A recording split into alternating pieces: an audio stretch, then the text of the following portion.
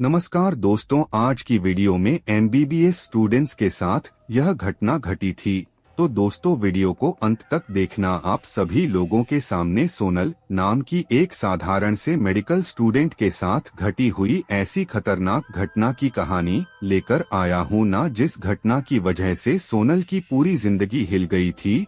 और उसी घटना की कहानी को आज आप ध्यान से सुनेंगे तो आप भी ऊपर से नीचे तक डर के कारण हिल जाएंगे। तो हुआ कुछ ऐसा। आज से कुछ साल पहले सोनल नाम की लड़की नेपाल में अपने परिवार के साथ रहकर अपनी अच्छी खासी जिंदगी काट रही थी। अंजलि की एक बड़ी बहन थी शिखा नाम की। वो बीडीएस का कोर्स कर रही थी, डेंटिस्ट का कोर्स। जब यह भी थोड़ी बड़ी हुई तो इसने पाई कि यार मेरा भी इंटरेस्ट मेडिकल फील्ड में ही है। अपने घर वालों से बात करी और मेडिकल का एंट्रेंस एग्जाम दिए। उसका बढ़िया क्लियर हो गया, उसको एमबीबीएस में एडमिशन भी मिल गया। ये लोग एक बड़े शहर में रहते थे, कोई टेंशन नहीं था अपने घर से अपने कॉलेज मतलब हॉस्टल में रहने की कोई जरूरत नहीं थी। बढ़िया जिंदगी अच्छी सेटल्ड हो गई। कॉलेज में सोनल की मुलाकात रुचि नाम की लड़की से हुई। रुचि इसकी बहुत अच्छी फ्रेंड बन गई। अब रुचि का घर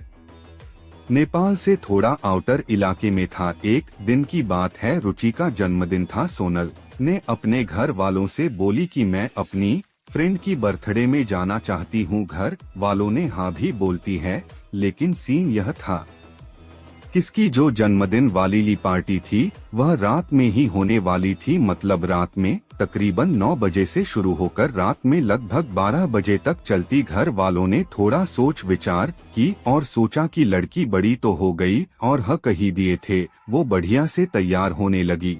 जिस दिन उसका जन्मदिन था, उसके जन्मदिन जाने के लिए तैयार होते होते उसने एकदम खतरनाक वाला परफ्यूम मारे और अपने बाल बढ़िया खोल के लो डायर मार के बाहर निकलने लगी। तुरंत इसकी मम्मी रोकती है, अरे बेटा सोनल, ऐसे ना, परफ्यूम लगा के ऐसे एकदम बाल खोल के शहर के आउटर इलाके में रात के वक्त सुनसान जगहों पर तो बिल्कुल भी नहीं जाते हैं। तू भी मत जा, बाल बांध अपने। और परफ्यूम क्या इतना लगा लिए, कुछ थोड़ा कपड़े चेंज कर, ऐसे तू बिल्कुल भी बाहर मत निकल। तूने क्या बचपन से सुनी नहीं है कि कैसी कैसी चीजें कई बार पीछे लग जाती है। इसने हाँ हूँ कर दी और फुल तरीके से मम्मी की बातों को इग्नोर करके वो वहाँ से निकल पड़ी। मम्मी देखती ही रह गई। लेकिन चलो, यह वहाँ से सीधे अपनी फ्रेंड के घर पहुँची। पहले तो इसने मतलब वहाँ पर रिक्शा वगैरह जो भी रहा होगा वह की, फिर थोड़ा पैदल चल के अपने फ्रेंड के घर पहुँच गए। बर्थडे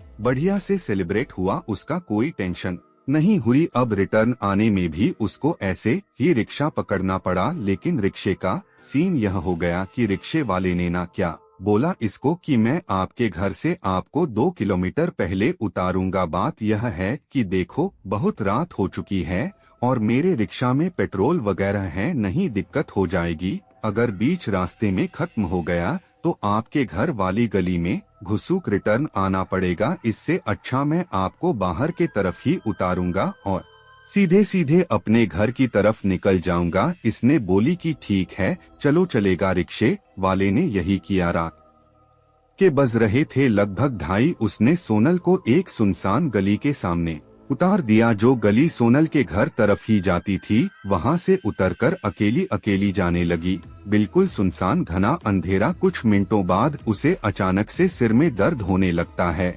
घर की तरफ जा ही रही है, रुकी नहीं है कहीं। कुछ मौसम में भी बदलाव नहीं आया, तबीयत में भी कुछ लफड़ा नहीं था, सिर्फ सिर में दर्द होने लगा। वह सिर पकड़ते हुए अपने घर पहुंची। उसकी मम्मी ने उससे बात करने की भी कोशिश करी, लेकिन यह किसी की बात सुन रही थी ना। तो ऐसा लग रहा था कि इसके सर में कोई हथौड़ा चला रहा है। यह बिल्कुल भी नहीं सुनी और अंदर जाकर अपने बिस्तर में दरवाजा बंद करके सो गई। फिर अगला दिन निकला। अगले दिन भी हुआ ऐसा कि कोई भी इससे बात करता था तो इसको बहुत गुस्सा आता था, बहुत ज्यादा। चिड़चिड़ा, खाना पीना एकदम कम हो गया। वजन इसका बहुत ज्यादा घटने लगा। अच्छे खासी मतलब ठीक हेल्थ की थी जितनी होना चाहिए, लेकिन इसका वजन तेजी से घटने लगा। इसको फीवर रहने लगा। इसको बेवजह ही डर लगने लगा, मतलब रात बेरात वॉशरूम की तरफ जाती, दरवाजा खोलती तो मन में एक अजीब सा डर लगता कि वॉशरूम रूम में कोई आना जाए, कौन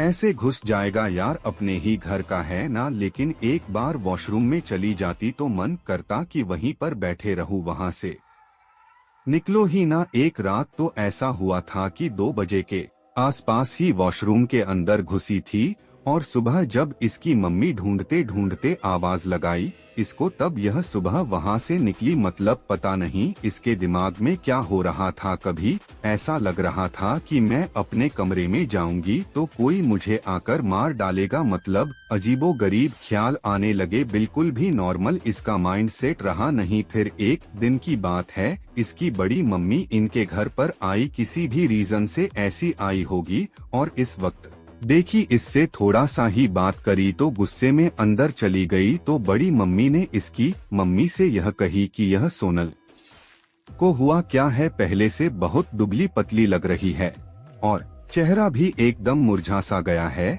और अजीब सा बर्ताव कर रही है। नहीं तो मैं आती थी तो एकदम आमने सामने से हो बात करती थी। तो इसकी मम्मी ने सारी बातें बड़ी मम्मी से बताई कि पिछले कुछ दिनों से बहुत अजीब हरकत करती है, बाथरूम में घुसती है तो सुबह सुबह तक नहीं निकल रही है, हम लोगों से बहुत लड़ के बात करती है, खाना ना के बराबर खा रही है, मतलब कॉलेज भी नहीं जा रही। अब सिचुएशन ऐसी हो गई जबकि इसके में तो इतना ज्यादा इम्पोर्टेंट है अटेंडेंस लगाना, लेकिन यह बिल्कुल भी नहीं जा रही है। टीचर्स का भी घर पर फोन आ रहा है तो बिल्कुल भी उनसे ही बात नहीं कर रही। हमको समझ में नहीं आ रहा है, थोड़ी बहुत उसको दवाई दिलवाए हैं माइंड रिलैक्स होने की, लेकिन फिर भी कुछ असर नहीं हो रहा है। बड़ी मम्मी देख के क्या बोलती है, देखो इतना कुछ हो रहा है तो मुझे ऐसा लगता है कि आप लोगों को कोई बाबा को दिखा देना चाहिए। अब देखो, दरअसल सोनल की जो मम्मा वो पेशे से एक बैंक में काम करने वाली क्लर्क थी, लेकिन जो इसके पापा थे वह डॉक्टर थे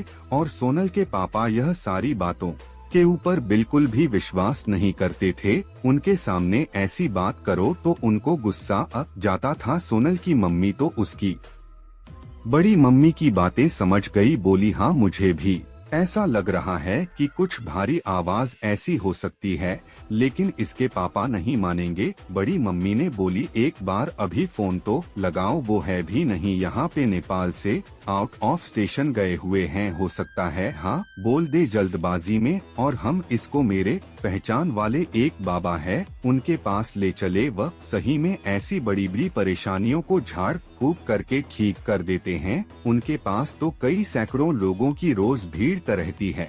मम्मी ने उस समय फोन लगाई पापा को, लेकिन उन्होंने क्या बोल दी है, क्या फालतू की बातें कर रही हो, ऐसा कुछ भी नहीं है, उसे यह दवाई दो सब ठीक हो जाएगा, कोई भी देव नहीं है, 3-4 दिन में मैं आ जाऊंगा, वह प्रॉपर्टी मुझसे मिलक तो और ठीक हो जाएगी। मम्मी ने हाँ हाँ कह दी, मन उतर गया सोनल से। आज शाम को भी थोड़ा हल्के में ऐसा बात कर ली कि बेटा एक बाबा के पास चलेगी क्या, तुझे अच्छा नहीं लगता है क्या, तू चढ़ गई। बहुत गंदी तरीके से, बहुत बदतमीजी से मम्मी से बात करी, जबकि अपनी मम्मी से ऐसे बात नहीं करती थी। लेकिन पिछले कुछ दिनों से पता नहीं क्या हो गया था। फिर से मम्मी ने पूछी कि क्या हो गया बेटा, बाबा के पास भी नहीं जाना है, डॉक्टर से भी ठीक से इलाज नहीं कराना है, तो कोई लड़के वड़के का मैटर है क्या, कुछ है क्या, हमको बता, हम बात चलाएंगे तेरी शादी वगैरह की। वैसे अभी तो तेरी उम्र नहीं है, लेकिन बात चला के रख देंगे। उस समय सोनल MBBS फर्स्ट ईयर में ही थी, लेकिन उसने पूरी तरह से इनकार कर दी और यह बोली कि मुझे फालतू की बातें नहीं करना है, मेरी नजरों से दूर हट जाओ। फिर एक दिन होता ऐसा है, इस बात से ठीक 10 दिन बाद उसके पापा बाहर ही सोनल के मम्मी अंजलि से क्या कहती है कि चल घर पर, मुझे थोड़ा बोर लग रहा है। अच्छा नहीं लग रहा है, तेरी बड़ी मम्मी घर से घूम के आते हैं। वह जाने को तैयार नहीं थी, लेकिन फिर भी उसकी मम्मी उसको ले उसकी बड़ी मम्मी के घर पर गई है, चाय पानी नाश्ता किए हैं और सोनल को बोले कि चल थोड़ा गार्डन में घूम के आएंगे और गार्डन में घूम के आएंगे बोल के वो पंडित जी के घर पर लेकर गए। जब से पंडित जी के घर पर आए थे ना तो इसकी पूरी बॉडी शिवर करने लगी थी, पूरी बॉडी कांप रही थी और यह बार बार बोल रही थी कि मुझे यहाँ पर बहुत ज्यादा अनजानी सा महसूस हो रहा है, मुझे बहुत ठंड लग रही है, यहाँ से चल लो। जबकि वहाँ का टेम्परेचर ऐसा कुछ था ही नहीं और वह मौसम था लिटरली गर्मियों का और यह ठंड के मारे कांप रही थी। उसके हाथ पैर पूरे ठंडे पड़ चुके थे। वहाँ पर बहुत सारे लोगों की भीड़ लगी हुई थी। जैसे तैसे करके इन लोगों का नंबर आया। बाबा ने इसकी सिर्फ ऐसी नब्ज चेक किए हैं, नर्व्स चेक करके बोले हैं कि इसके अंदर कुछ तो परेशानी है, रुको बेटा आंख बंद करना। उसने आंख बंद करी, फिर बाबा ने हाथ में लिए गंगाजल और गंगाजल पढ़ के उसमें मंत्र पढ़ के इसके ऊपर जैसे ही मारे हैं, अरे भाई वो इतनी ज्यादा गुस्से में आ गई और वहाँ पे जितनी भी चीजें थी ना उठा उठा के पटकने लगी, फोड़ने फाड़ने लगी। उसका दुपट्टा था, पूरा दुपट्टा फाड़ फूड़ के मतलब हाथ से ही 4 टुकड़े करती है। बाबा के घर पर कुछ सामान भी रखा हुआ था, वो सामान भी चकनाचूर कर डाली है और फिर बहुत ज्यादा हाइपर हुई और फिर बाबा ने बोले शांत बेटा शांत, तेरी मदद ही करना चाहते हैं हम, तुझे कोई नुकसान नहीं पहुंचाना चाहते, लेकिन तू ठीक से किसी से बात करना नहीं चाह रही थी, इसलिए मुझे यह करना पड़ा। बाबा ने यह बोले और फिर वो रुकी, बोले कि बता कौन है तू। सोनल ने बोली कि मैं लिली हूँ। बाबा बोलते कौन लिली, पहचान जाएगी, सोनल की बड़ी बहन मुझे पहचान जाएगी, सोनल भी मुझे बहुत अच्छे से पहचानती है, तू नहीं पहचाने। बाबा ने बोले बड़ी बहन पहचान जाएगी मतलब, मैं समझा नहीं। अरे बुलाओ शिखा को बुलाओ। अब इतने में मम्मी जो बैठी हुई थी सोनल की, वह हैरान परेशान की इस भूत जो भी आत्मा है उसको शिखा का नाम कैसे पता, और ये लिली है तो है कौन। बाबा जी ने शिखा की मम्मी को इशारा की बुलाओ अपनी बड़ी बेटी को, लेकिन उन्होंने फिर भी फोन करने से पहले आगे बढ़ी और सोनल से यह कही, देख तू जो कोई भी है मेरी छोटी बेटी को तो परेशान करके रख द है, अब मेरी बड़ी बेटी का नाम क्यों ले रही है, हम लोगों ने तेरा क्या बिगाड़े हैं जो तू इस प्रकार से हमें परेशानी दे रही है। फिर सोनल के आँख से आंसू बहने लगी, इतना बोलते सही और बोलती कि आंटी मैं क्यों नुकसान पहुंचा हंगी, शिखा तो मेरी बहुत अच्छी सहेली है, सोनल को भी मैं अपनी छोटी बहन जैसी ही मानती हूँ, एक बार आप शिखा को बुला दो, मैं उससे मिलने के लिए तड़प रही हूँ, उसके अलावा मैं किसी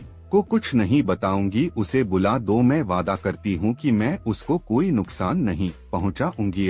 बड़ी बेटी शिखा को फोन लगाई और फोन कर फटाफट यहाँ पर बुला ली। अनुषा पहुँची, शिखा अपने कॉलेज में ही थी, शायद फाइनल ईयर में थी कि उस समय ऐसा कुछ था। फटाफट यहाँ पहुँची और जैसे ही वो यहाँ पर आई है, सोनल जिसके शरीर में अभी भी लिली की आत्मा थी, शिखा को पकड़ के जोर जोर से रोने लगी। शिखा को कुछ भी समझ में नहीं आ रहा है कि क्या हो गया है, वो कंफ्यूज थी। अरे सोनल तू ऐसे क्यों रो रही है, क्या हो गया और यो हम लोग यहाँ पर क्यों आए हुए हैं मम्मी। तो फिर मम्मी ने बताई पूरी बात कि बेटा सोनल के शरीर में कोई आत्मा आ गई है और वह बोल रही है कि उसका नाम लिली है। जैसे ही शिखा ने सुनी शॉक्ड हो गई, क्या नाम है लिली, और उतने में चिल्ला के सोनल बोलती, हाँ शिखा मैं लिली हूँ। शिखा का दिमाग खराब, बोली तू कैसे, क्या हुआ, यह सब मुझे बता। अब उसने बताना शुरू करी, तू तो जानती है कि मेरी शादी हो गई थी, मेरी शादी के बाद मेरे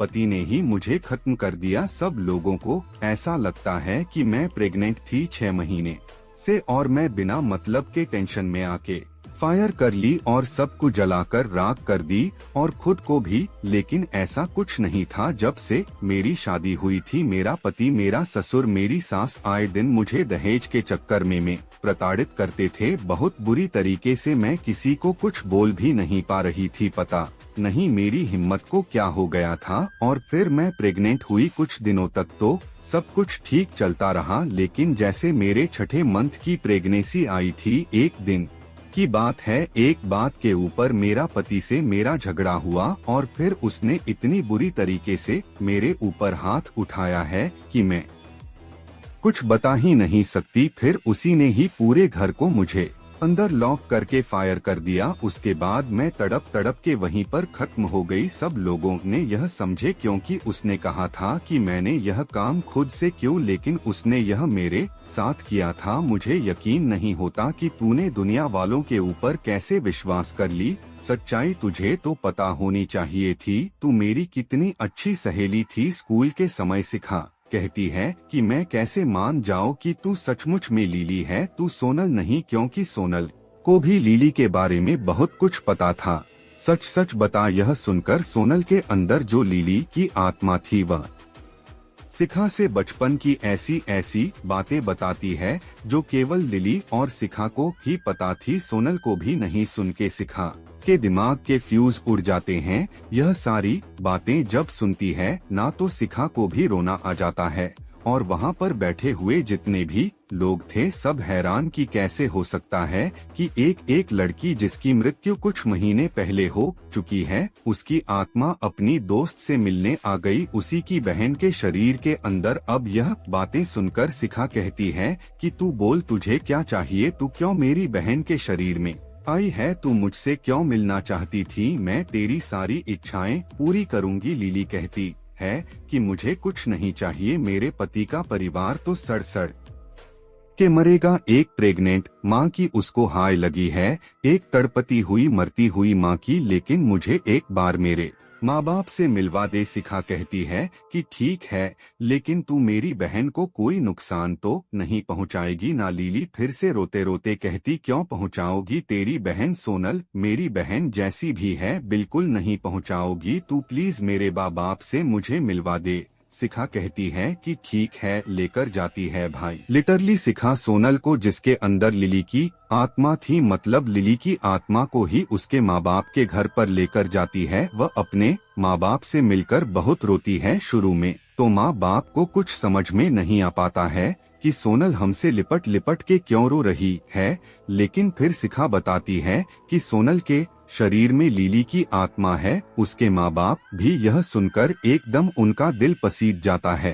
पहले तो समझ नहीं पाते हैं कि क्या रिएक्ट करें, यह सचमुच में हो रहा है या फिर सोनल ऐसी नौटंकी कर रही है। यह दिमाग में बहुत देर तक रहा, लेकिन फिर जब लिली ने, मतलब सोनल के अंदर जो आत्मा थी, उसने बहुत सारी ऐसी बातें बताई जो केवल माँ बाप को ही पता थी, तो भी फूट फूट कर रोने लगे। पूरी रात वह अपने मम्मी पापा के साथ सोई है, मतलब सोनल अपने घर नहीं गई, लिली के घर पर सोई है। वहाँ पर अगले दिन खाना वाना खाई है, पूरे दिन का टाइम उनके साथ स्पेंड करी है, और फिर अपने घर पर आई है और अपनी माँ के सामने क्या बोलती है कि मेरा सोनल के शरीर में आने का केवल यह मकसद नहीं था कि मुझे अपने माँ बाप से मिलना था, बल्कि सोनल के शरीर में एक खतरनाक प्रेत भी घुस गया था जो इसको अंदर से खाते जा रहा था, और इसकी जानकारी किसी को भी नहीं थी, सोनल को खुद को भी नहीं। जब यह अपनी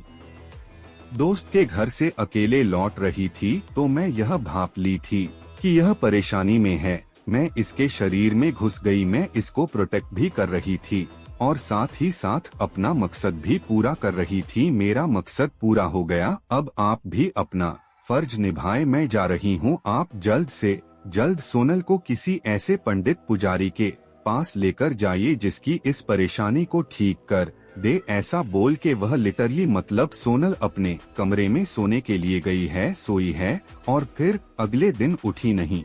पूरा शरीर तप रहा है, बहुत ज्यादा गर्म है। उसके मम्मी तुरंत समझ गए कुछ ना कुछ प्रॉब्लम है। अभी भी उसके पापा नहीं है, उसके पापा को कोई अंदाजा नहीं है कि मेरे घर पर क्या चल रहा है। उसकी मम्मी ने बड़ी मम्मी को फोन लगाए, यह मतलब मम्मी, बड़ी मम्मी और शिखा मतलब बड़ी बहन, यह तीनों ने मिलके एक अच्छे पंडित जी के बारे में पता किए। नेपाल में उनके पास लेकर गए। पंडित जी ने सुबह से लेकर शाम तक एक बहुत बड़ी पूजा किए हैं। उसके बाद शाम के समय उसको होश आया है। फिर पंडित जी ने बोले अब इसको हॉस्पिटल लेकर जाइए क्योंकि इसका शरीर बहुत ज्यादा कमजोर पड़ गया है, अब इसको अच्छी देखभाल की जरूरत है। हॉस्पिटल लेकर गए और फिर जाके पापा को फोन लगाए और बाकी की पूरी बात बताएं। पापा ने बोले मैं अभी आ रहा हूँ। फटाफट उन्होंने अपनी टिकट्स बुक किए अर्जेंट में और वह पहुँचे हैं।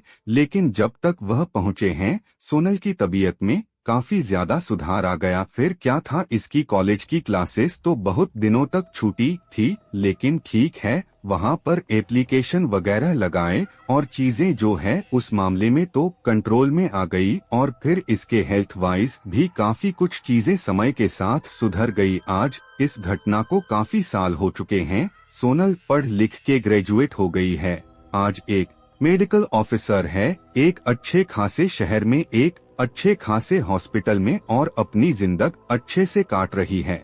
लेकिन आज भी उन रातों को याद करती है ना, तो एकदम सिहर से उठती है। इसको समझ में नहीं आता कि मेरे दिमाग को हो क्या गया था। इसको सब कुछ याद है और यह समझ में नहीं आ रहा है कि ऐसा मैं क्यों करती थी। खैर, इस पूरी घटना की जानकारी मुझे किसी और ने नहीं बल्कि सोनल ने ही दी। दोस्तों, आज के लिए इतना ही। मैं उम्मीद करता हूँ कि आपको यह कहानी अच्छी लगी होगी।